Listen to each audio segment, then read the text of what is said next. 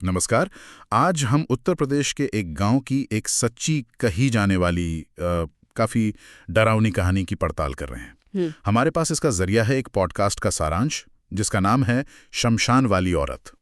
कहानी कुछ दोस्तों की है जो देर रात को मतलब शमशान घाट के पास फंस जाते हैं। और वहां उनका सामना होता है एक रहस्यमयी बूढ़ी औरत से।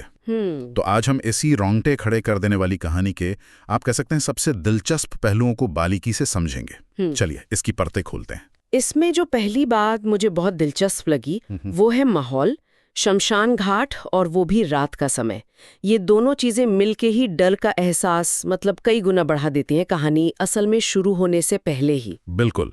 कहानी का जो मुख्य किरदार है विनीत, वो अपने दोस्तों के साथ गांव के बाहर कोई पुरानी हवेली देखने गया था और लौटते वक्त ठीक शमशान घाट के पास ही उनकी बाइक अचानक बंद पड़ जाती है। और यहीं से चीजें थोड़ी अलौकिक होने लगती हैं, है ना? हाँ बिल्कुल।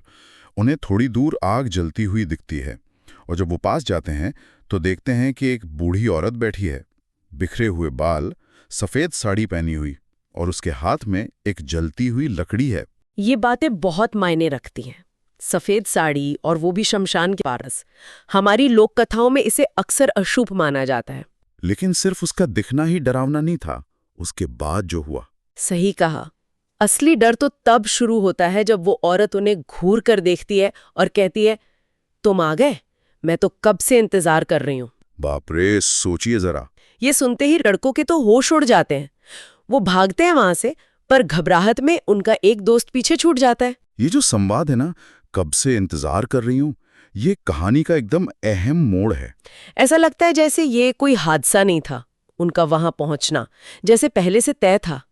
वो जो एक अनजाना सा डर था वो अब एक निजी खतरे जैसा लगने लगता है। क्या स्रोत में ये बताया गया है कि वो किसका इंतजार कर रही थी? मतलब खास इन्हीं लड़कों का या किसी का भी? स्रोत ये बताता है कि वो हर अमावस्या को किसी नए का इंतजार करती है। तो इसका मतलब शायद यही है कि निशाना खास तौर पे विनीत और उसके दोस्त नहीं थे।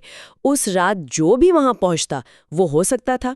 और ये बात इसे कहीं ज्यादा भयानक बना देती है कि कोई भी उसका शिकार बन सकता था। और फिर अगले दिन जो होता है वो वाकई में दहला देता है। सुबह जब गांव वाले उस लापता दोस्त को ढूंढने निकलते हैं तो शमशान में उन्हें सिर्फ उसकी जली हुई चप्पलें मिलती हैं। लड़के का कोई और निशान नहीं, कुछ भी नहीं। सिर्फ जली हुई चप्पलें और इंसान गायब। ये मौत से भी ज्यादा डरावना है, पता है? ये जैसे पूरी तरह मिटा दिए जाने का डर है, अस्तित्व ही खत्म हो जाने का। आपका मन अपने आप बुरी से बुरी चीजें सोचने लगता है। और कहानी का अंत ये बताता है कि वो जो औरत थी उसे सालों पहले उसी शमशान में जिंदा जला दिया गया था और अब वो हर अमावस्या को वहां आती है किसी का इंतजार करने। ये बात कहानी को उन लोक कथाओं से जोड़ती है जहां कोई आत्मा जिसके साथ अन्याय हुआ हो वो बदला लेने लौटती है। और अमावस्या की रात का जिक्र, लोक मान्यताओं में तो ये वो वक्त होता है जब कहते हैं कि दुनियाओं के बीच का पर्दा बहुत महीन हो जाता है, खासकर उन आत्माओं के लिए जिन्हें शांति ना मिली हो। ये चीज कहानी को एक पारंपरिक सांस्कृतिक गहराई भी देती है। तो कुल मिलाकर इस कहानी का सार यही है कि एक सुनसान जगह पर एक अनजाना इंतजार कितना ज्यादा खौफनाक हो सकता है। और वो पीछे छूट गई जली हुई चप्पलें वो एक ऐसा सवाल छोड़ जाती हैं जिसका जवाब शायद कभी मिलेगा ही नहीं। बिल्कुल। और ये हमें सोचने पर मजबूर करता है कि क्या ऐसी कहानियां सिर्फ डराने के लिए होती हैं या फिर ये हमें किसी अनदेखे खतरे से मतलब एक तरह से सावधान करती हैं।